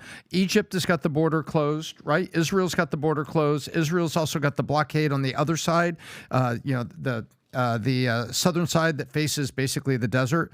So basically, I don't know that there's international aid organizations in there that are going to be helped by communications at this hour because it's a hot war zone. However, I support what he's doing at the earliest possible moment. I understand Israel saying, hey, this is just going to be used for terrorist activities because they're going to use the communication and intercept it. I get that, and I think that there's some truth in that. But I think this is a good gesture by Musk, but I think it has to come at a time where we get a ceasefire or we get this thing to go from a hot theater at least to just a very warm theater. But it's not going to, Tom, it's not going to stop. When you hear the leader saying, we're not stopping, we don't care who, it's no ceasefire, we're wiping it. I don't know, and mind you, you can support the innocent people and not be anti-Israel or be anti-Semitic or be a Hamas supporter. I give a shit about the people. The majority people there are innocent people. Can we agree to that, Jimbo? Look, I'm going to tell you what I agree with and what I disagree with. I want to annihilate Hamas. Okay. Is it, how many civilian lives are worth it? I don't want to see zero innocent lives in this horrible tragedy. I think what Bibi Netanyahu, Israel, look, the first week, 2 weeks, pure emotion, rage, retribution. And I think they need to go back to the drawing board, and they need to understand that in war, above all, you need to win the hearts and minds. And they're up against Hamas, funded by Iran, BFF with Hezbollah, ISIS. I think we can agree that Hezbollah, ISIS, Al-Qaeda, Hamas, they are death cults, okay, that want to just kill people. Americans, certainly Israelis. And we need to name them for what they are, radical Islamic terrorists. 100%. But that doesn't mean that everyone over there is one. There may be some that are sympathizers, right? There's also, there also needs to be an understanding that, look at the war in Ukraine. Nobody's even talking about it right now. Yep. Why? It's not important Why? anymore. It's not on our radar. You know how many wars are going on in the world right now? Dozens. Yep. Armenia, Azerbaijan. Are we not going to talk about that? There's other shit going on. But as Israel, 0.2% of the world, all eyes are on them. And they need to understand that you are playing the information campaign, or a lot of times a disinformation campaign. You got to win the PR war. And you can't do that by bombing innocent people. Now, here's the deal. A lot of times, this information comes from Hamas. The whole hospital parking lot fiasco, it's been proven, y'all. Islamic Jihad shot the rocket, landed in the parking lot. They pumped the story out to the fucking left-wing media, and they ran with it. But Israel needs to win the hearts and minds of the people, and then low-key, shut the fuck up, and go in there. You know how many miles of tunnels there are? 300 miles of tunnels. Yeah, that's where they are. Yeah, you're not going to get to the Do you have tunnel. the video of them blowing up the tunnels? Do you have that video? You're not going to get to the tunnels by using air supply. Well, yeah, air power. And you see what Jocko Willink had to say? Watch what he had to say. Okay, but so here's my thing, Pat. He just said we're in dozens of war. Where the Ukraine, Russia's fighting, China's, trying to, they have ships going. Israel and Palestine are going on. We're obviously fighting overseas as well. Here's my question to you, Pat. What constitutes World War III? What is there a moment where you go, okay, is there an announcement? Because everybody's fighting. Everybody in the world is fighting right now. This is what we need to see more of from Israel. Certain tactical explosions from underground. Yes, I could. Because who are they killing, Vinny? Let's not be bullshit here. Who are they killing under there? That right to see those buildings. Vinny, who are they killing under there? Hold on. They're killing terrorists. Yeah, you see those buildings though that are standing up still? Those are still intact. You're not wiping it out because apparently you got information that there was one Hamas terrorist in that apartment complex. So you level it and you ruin the lives of God knows how many people in there. And I'm happy that your attitude is less civilian casualties. Nobody wants civilian Nobody casualties. wants it, but when you have a leader saying, you know what, I don't give a shit. We're not ceasing any fire. We're wiping the shit. Everybody's going bye-bye. Well, look, Rob, do you have the ceasefire video? It's all over Twitter. You can play the clip. Yeah. You know what's going to happen to Bibi Netanyahu? What? Do you know? What? This is his 5th term, maybe his 6th term, longest standing tenured prime minister in Israeli history. Do you want to know what's going to happen with this man? What? You've said things like maybe he, pulled a stand down order. You know what's happened to his legacy? I never said pulled on. I'm just saying. I said it was the oddest thing ever. Do you know what's going to happen to his legacy? What? You understand that he's going to have to resign. His whole mission is economic prowess and safety. Okay? That ain't happening. My point is, that's what he ran on. And that's why he was elected. And the worst massacre of Jews since the Holocaust happened under his watch. Under his watch. You think he feels good about that? You think that's something that he wants? You think that when it goes down for Bibi Netanyahu's legacy, he had to resign in disgrace? So these people to think that, he wanted this. Get the fuck out of here. He's going to have to resign. Play this clip. And his whole coalition, the Likud party. And unfortunately, they might even elect further right-wing people. Great. Play this clip. I want to make clear Israel's position regarding a ceasefire. Just as the United States would not agree to a ceasefire after the bombing of Pearl Harbor or after the terrorist attack of 9/11, Israel will not agree to a cessation of hostilities with Hamas after the horrific attacks of October 7th. Calls for a ceasefire are calls for Israel to surrender to Hamas, to surrender to terrorism, to surrender to barbarism. That will not happen. Ladies and gentlemen, the Bible says that there is a time for peace and a time for war. This is a time for war, a war for our common future. Today we draw a line between the forces of civilization and the forces of barbarism. It is a time for everyone to decide where they stand. Israel will stand against the forces of barbarism until victory. I hope and pray that civilized nations everywhere will back this fight, because Israel's fight is your fight. Because if Hamas and Iran's axis of evil win, you will be their next target. That's why Israel's victory will be your victory.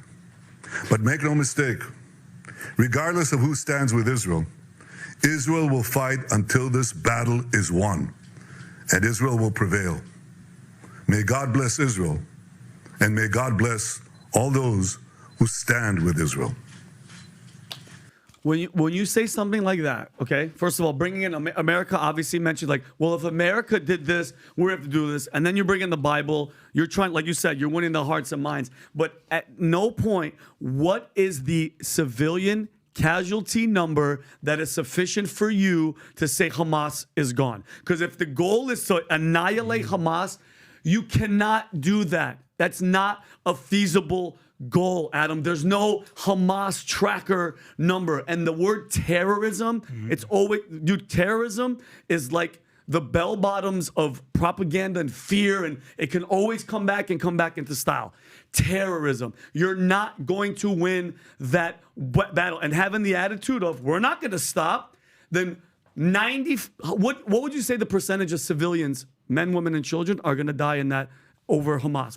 What's the number if you had to guess, Tom? Hamas soldiers dying because this ain't stopping. The ground war is happening. American ships are en route right now to go help. What do you think, Tom? I can't take a guess. I'm not telling you. You're not facts. If you had Vinny, and I'm not trying. I don't think you're trying to bet me into a corner. Well, I'm give me a saying guess. I can't make an estimate for you other than to say that the civilian loss of life of people who are Palestinians is horrifying. Equally horrifying was what started this game. Obviously, but what's the number? I want to guesstimate, Adam, Pat, guys. Let me ask you. I'm going to say, let me ask you. 80% civil. I think 80% civilians are dying. Let me ask and you. 20% Hamas. Let me ask you. That's my opinion. After the raping and pillaging and beheading of a couple thousand Israelis. 1,600. Okay. That's well, you seem to know a bad this. number. It's still hold on. A horrible moment. Disgusting moment. Thank you. What's an appropriate reaction? What's an appropriate amount of people that will have to die? What's appropriate? Just give me a number. How about this? Hold on. I don't want any civilians dying, but the manner that is happening right now, Adam, because I was in the military, I know these type of tactics. It's just obliteration. That's not the way to do it. You nailed it with the caves, with the tunnels. Blow them shits up. Why hasn't that been happening more than just? Have you seen Gaza right now? What Gaza actually looks like? It looks like ground zero 9/11. It's flattened, Adam. Where's the Hamas number? We're not hearing. Let me ask you, why don't you have the same energy for the people of Ukraine? What do you mean? Why don't you have the same energy of the people of Armenia? Why don't you have the same energy for the innocent people who are dying in the Congo? Wait. I'm asking you. What do you mean I don't have that same energy? Hold on. You've never gone on Ukraine like this. Hold on a second.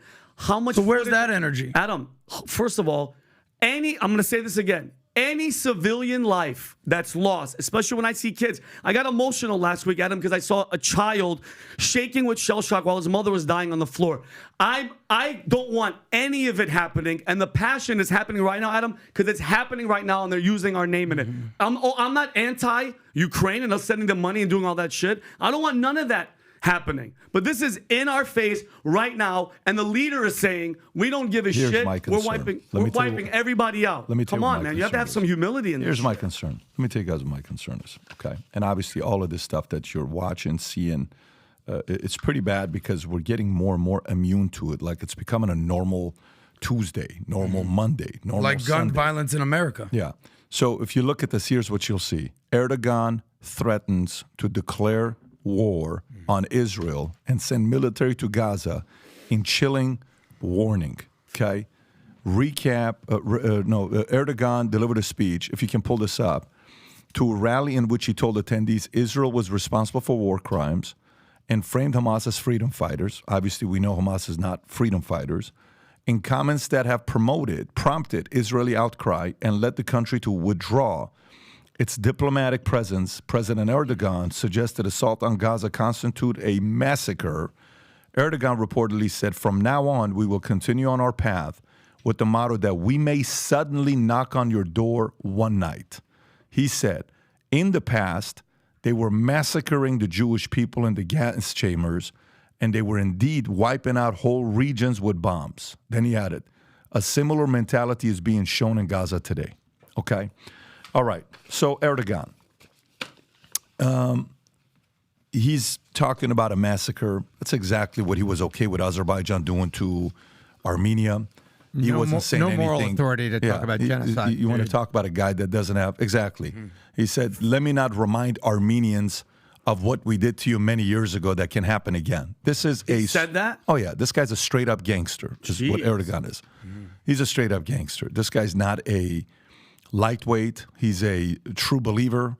And he's one that you know, at the same time, Turkey's military, strong military. If you type in one of the strongest militaries in the Middle East, type in strongest military in the Middle East. Strongest military in the Middle East, yeah. Okay, so see what comes up. 10 strongest military. Go to that one. Five, I think he's top, he may even be number one, but he's top 3 for sure. He's top 3. Wow. 10 is UAE. Okay, keep going, which doesn't say much. Then is Iraq. Keep going. Then it's Morocco, keep going. Syria. Then it's Syria, keep going. Algeria, keep going. Saudi, 5th. Iran, 4th. Wow. Israel, 3rd. Egypt, guess who's left? Wow, Turkey. Number 1. Are you serious? They have the strongest military in the Middle East. Ground and air. And by the way, those are our planes, weapons, and everything. I know. That are in Turkey and Israel. So he is sitting there saying, you want to do something? Okay, so look at that number right there. You see 355,800? That's 2017. Hamas is 40K. Hezbollah is 150K. Israel, I think, is 300,000 if they get their reserve. This is active personnel. Mm-hmm. Active. They got 355. Israel doesn't have 355. Active, okay? So this is not, if you wake these guys up, so now watch this. Let's say Turkey gets involved. Say Iran gets involved. Say Israel's obviously involved. Hamas is obviously involved. Iran gets involved. Hezbollah is definitely involved. And then next thing you know, Saudi's got to get involved. And then from there, NATO's got to get involved. U.S. has got to get involved. Everybody's like, wait a minute, you're getting a little too close to Europe. What are we doing with this? Mm-hmm. Russia's got to get involved. China's got to get involved. In no time, this is World War III. And this is one of the reasons why I asked the question yesterday of the governor. There's 3 things. Very basic number. World War I, 19 million people died. 19 million casualties. World War II, 60 million casualties. If we follow that trend, World War III will be 200 million casualties. The entire thing is about finding a way to calm people's nerves down. Get people to say, guys, relax. Guys, let's figure this thing out. But unfortunately, left, right, center, the buyer's remorse community doesn't believe in their president. People who didn't vote for him, they already don't believe in him. But people who did vote for him are having buyer's remorse. A big percentage of them, they don't see him as somebody that's intimidating. Mm-hmm. They don't see him as somebody that's going to go out there and have the conversation with them. That visual we saw on the plane, on the Air Force One, when Blinken is behind him, is like, oh my God, don't say anything, don't say anything. Take your cameras off. And his chin looked a little bit weird. Everybody thought it was somebody else that was talking. It's like, that can't be him. That's got to be somebody else. Moral of the story, even though with all this stuff is going on, this is when you value somebody that knows how to bring the temperature down. Biden doesn't have the ability to bring the temperature down. You know, when you first start hiring people and you're running a company, you know how you look at somebody as a employee, you're like, oh, I like him, he's going to be great. Second time you hire, like, dude, that did not work out, okay? Third time you hire.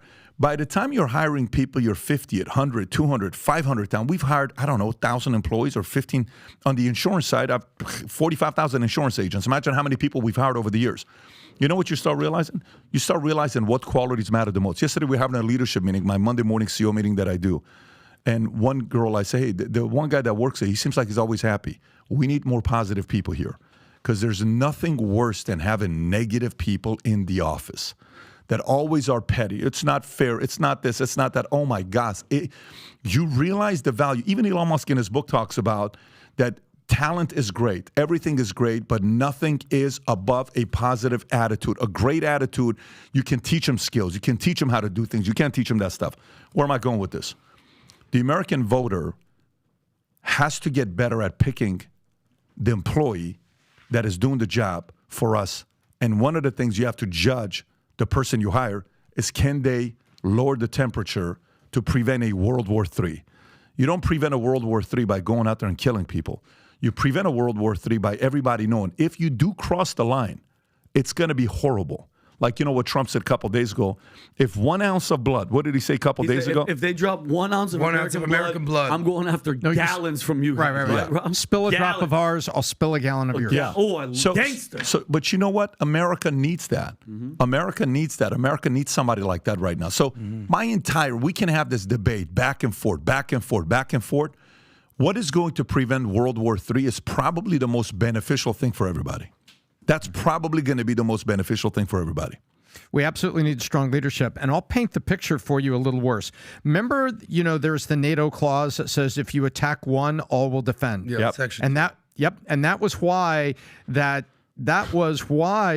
Russia did not want an official joining of NATO by Ukraine, because it means everybody's there. Which was a Southern European country, controversial at the time, that joined NATO in 1952. Turkey. Turkey's been a member of NATO since 1952. So if Turkey... And by the way, he just said a couple months ago that they may step away from being a member of NATO. I don't know if you saw that. And by the way, they're stepping away with NATO arms and NATO training and American arms that have been provided to the NATO countries. We don't give them all the tricks. We don't give them the warplanes with everything, but they've got very serious armaments. And so a Turkey saying, okay, I'm doing this, I'm in. That basically means we're at war with our own equipment. We're at war with ourselves. Did you see what it is so horrible. We need a leader to stand up. And the world is never safer. Never safer. And the United States is never safer. And the diverse people of the United States are never safer than when the guy in the White House is thought of to be the bully by the bad actors.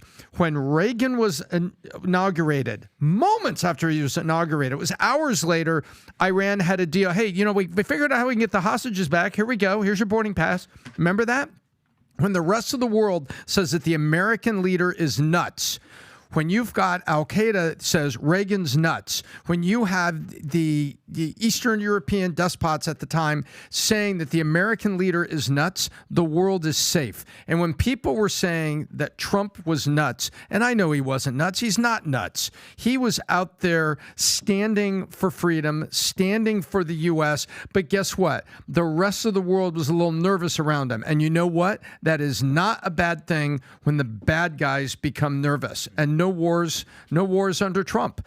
You're exactly right. And it takes a statesman who the rest of the world thinks is not a patsy or a pushover. This guy's got no credibility, Erdogan. Okay? He's an absolute hypocrite. Okay? The Armenian genocide, 1919. Yep. Okay? What's going on? 1915. What's going on in Azerbaijan today? Lindsey Graham calls them Turkey, the squad of NATO. You can't trust these guys right here. So it's disappointing. It's destabilizing for NATO with this guy Erdogan. But, he calls it war crimes. His muscle's real. You don't think he's done war crimes? You don't think he's what's going on?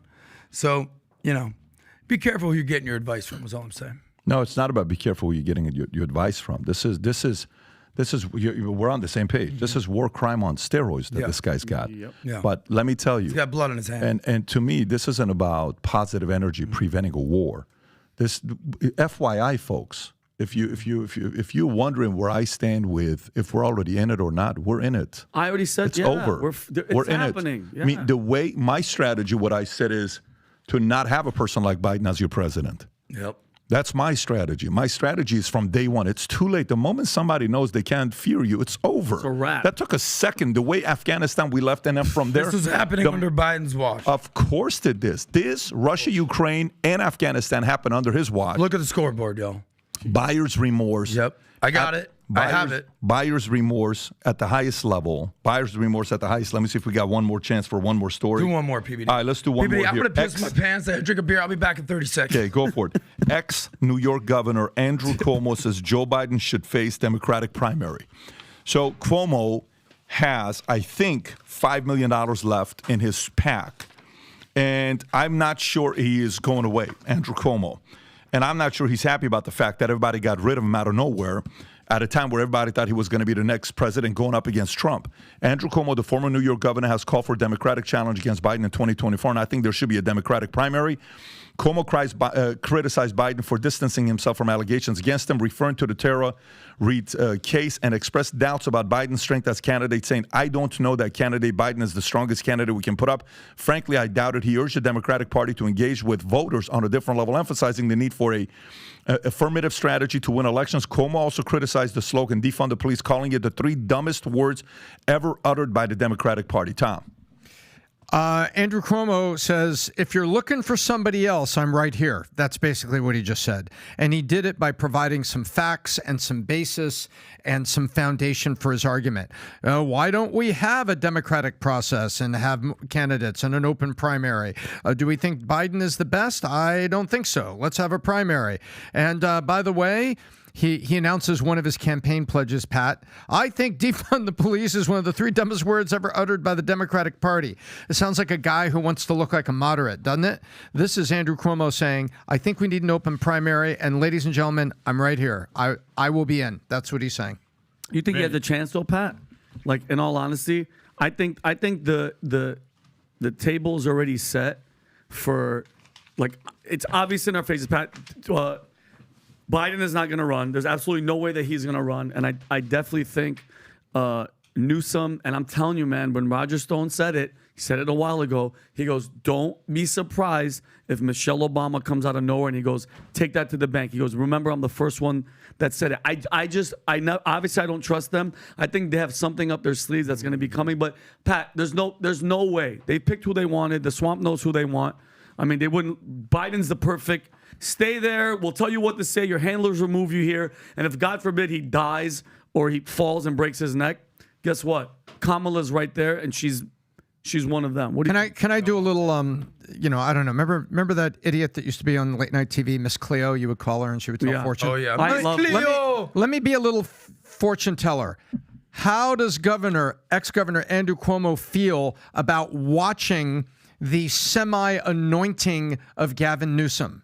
This guy comes from a family that was a pillar of the Democratic Party. He led a blue state. He led, a policy that the Democrat Party felt was beloved. Andrew Cuomo was a statesman and a leader in that party. And now he's looking all the way across the United States to the anointing of a relative rookie in Gavin Newsom. I gotta believe, Pat, that there maybe is a little bit of athletic jealousy here going on, because I happen to think Andrew Cuomo, is a Democrat athlete. I think he's formidable. I think Newsom is formidable. I think I'd love to see Cuomo in there. By the way, if you look at the resume of Dirt, there's not a single person that's going to run at that level that's not going to have dirt. Yeah. If you compare dirt of Andrew Cuomo versus Biden, Biden's killing him. The score is 71 to 1 touchdown. Yeah. Okay, is what the score is. Biden's against Andrew Cuomo. So